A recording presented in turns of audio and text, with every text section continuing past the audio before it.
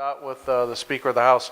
Mr. Speaker, we appreciate, I don't think you've missed, to be very candid. I think you've always been here and been supportive of the Economic Summit, and we appreciate that, and certainly recognized by the people in this room, and we'd like to turn the program over for comments for you. Thank you, Mark. It should be on. Can you hear me? Yep. All right. Thank you, Mark. I think you're right. Haven't missed one of these summits since I was elected. It's always an honor to be here. I want to thank President Machtley and Bryant University for hosting it. I can't think of a better venue to go to. I mean, this is a world-class university with wonderful buildings, and that's a tribute to the leadership of Ron Machtley. So thank you, Bryant University. I want to thank Mark Haywood for running the summit, for your invitation and your collaboration all through the year on issues that... Two more after this, Mr. Speaker, and I'm retired. Uh-oh. Well, I'm not going to commit to going after you retire. But I want to thank everybody at the Small Business Administration for the good work you do. You know, when you hear Capoli testify about all of the things that were previously recommended and the things that we got done, makes you feel good. It makes you feel like your time is being well invested, both from the General Assembly point of view and from your point of view. Collaboratively, we're getting things done, so that is productive and feels good, because we all have the same goal: help our small businesses, create an environment that's conducive to job growth. My mantra: jobs in the economy. I think those are the first two words I said when I got elected Speaker: jobs in the economy, and I've stuck with it. I want to thank my policy director, Lynn Urbani, wherever she is. She's a great liaison to this group. Where are you, Lynn?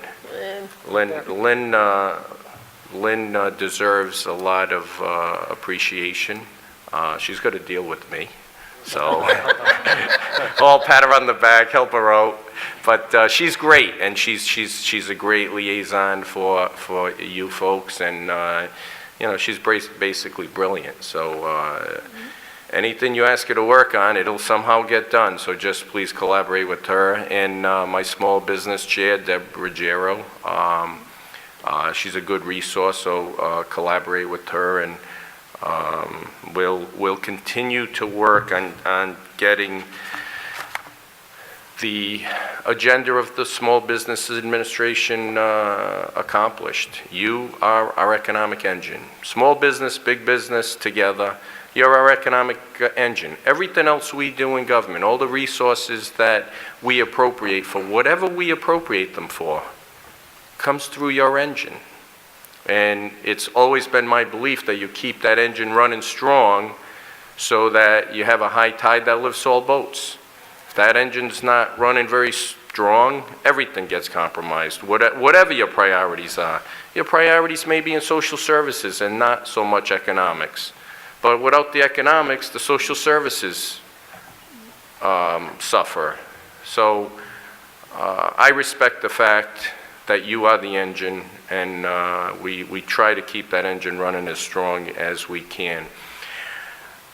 I am honored to serve as the Speaker of the House, but the House doesn't get anything done without a lot of good people. It's more about them than me, and collaboratively is how we get our work done in the House of Representatives. And I'm honored to be able to announce some of them this morning. And usually we get a good representation of representatives, and today is no exception. Our House Minority Leader, Patricia Morgan, I believe is here, or she was here. I don't see her right now. She was here. She was here, and Leader Morgan is a good resource for you also. She's always been a strong advocate for small business. She's in the other party, but we try to operate in a bipartisan manner. So feel free to also use her as a resource whenever you think appropriate. And she and I actually have a pretty good working relationship. Don't always agree, but we have a really good working relationship. Our Small Business Committee Chairwoman, Deborah Ruggiero. Thank you, Deb, for being here. Representative Lancia is here or was here. Representative Joe Solomon, I see him right there. Thank you, Joe. And I don't ever remember coming to one of these that Joe Solomon wasn't present, so thank you, Joe. Representative Jason Knight, newly elected, and I think he's been at every one since he's gotten elected. This is your first one, okay. Jason, very bright, very hardworking, and we expect to see you at everyone after this one. And Representative Bob Phillips, he's also at, I think, all of these, if I'm correct. Bob's very committed to our business climate. And that's enough with generalities and introductions. Let me try to touch on some specifics. You know, what are my priorities? I'm concerned that we have higher than average taxes in Rhode Island. It's not fair to our businesses, and particularly not fair to our residents and folks trying to earn a living. Higher than average taxes is a drag on everybody. But I'm pleased to report that relative to our neighbors, we're doing okay right now. Our neighbor to the south is having much more difficult financial times than we are, and some folks are actually moving towards Rhode Island from Connecticut based on the policies that we worked together on over the past several years. So we've got challenges, but I would suggest we are moving in the right direction, and it's because of the work of all of the members of the House that I've mentioned, as well as the rest of my colleagues, all the folks on this panel, the governor, the Senate president, the senators.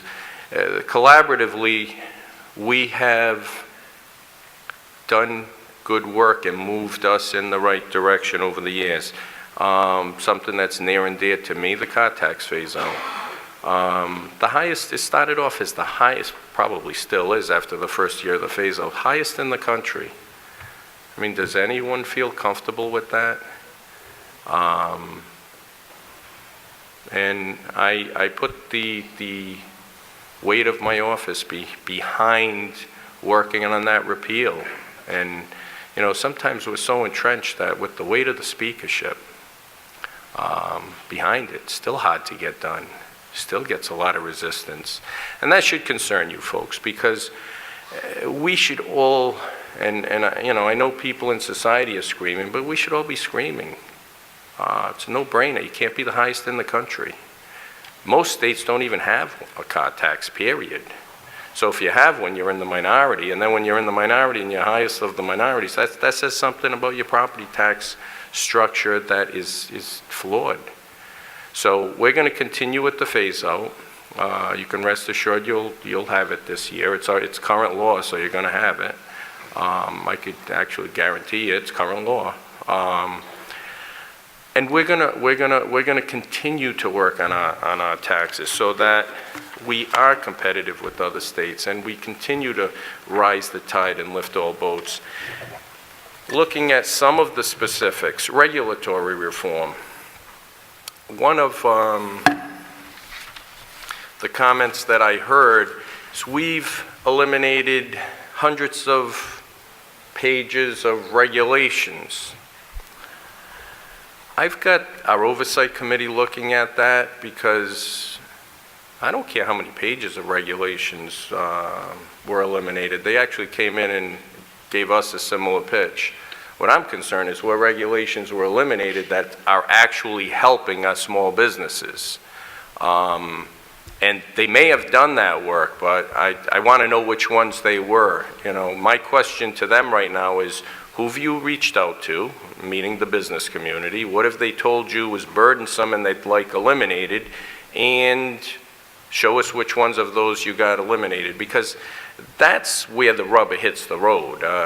You can get rid of a table of contents, and that's not going to help you folks. Perhaps you don't have to take the time to read it, but that's really not going to help you folks. What you need is, in the meat of the regulations, you need something that was of burden that is now no longer a burden, that it was somehow eliminated. So that's how I'm looking at that office. And, you know, a few years back at a chamber luncheon, I kind of put pressure on them, and there was a story in the paper. It was actually a little snarky, but I wasn't intending to be. I said we may, you know, if they don't get their job done, we may eliminate it. My goal was not to eliminate the Office of Regulatory Reform. That got everybody's attention, though, Mr. Speaker. It did, but it's still, I don't see the results yet. So my goal was to get them to move along with the urgency that was called for by Mark Dion, and let's get it done. Let's prioritize and give the business community some real relief. And I'm hoping they've done that. I haven't heard it, but that doesn't mean they have not done that. So we've requested, and we'll be looking forward to a report from them, because every state agency has to be responsible. You have to get the job done, or if you can't, you know, and I'm not trying to be snarky right now, but if you can't, after years and years and years and years of trying, perhaps we can put our resources in a different direction. So I'm hoping to get a real good report and find that they've been doing a lot of things. Taxes and budget. Not as well, but I could have written Cap Willie's remarks right on the money, but he was far more eloquent than I would have been. I don't think there should be any concern about raising broad-based taxes this year. I agree. I think that would be a danger. And we haven't. I can say that because we haven't for many years. The General Assembly has been united in making our state more competitive and competitive with our neighbors. Budget overruns have to be looked at a little more seriously. And I know the administration does look at things, you know, very seriously. It's a big government. So we have to figure out how to get our arms around budget overruns, because sometimes when Rome is burning, the spigots are on, you know, of spending are on just wide open. So that's something we have to look at. Am I pushing my time limit? A little bit. All right. Then that being the case, trying to be respectful. No, that being the case, what I will say is keep communicating with Lynn Urbani, and we will, and Deborah Ruggiero, and we will continue to listen to you. So I hope in a few more years when we come back that we'll get another report that we have a lot of the requests that were made today that were in fact accomplished. So thank you very much for having me, and thank you for your good work. Thank you, Mr. Speaker. And the state seems to be moving in the right direction. I'm hearing more positive than I ever did before.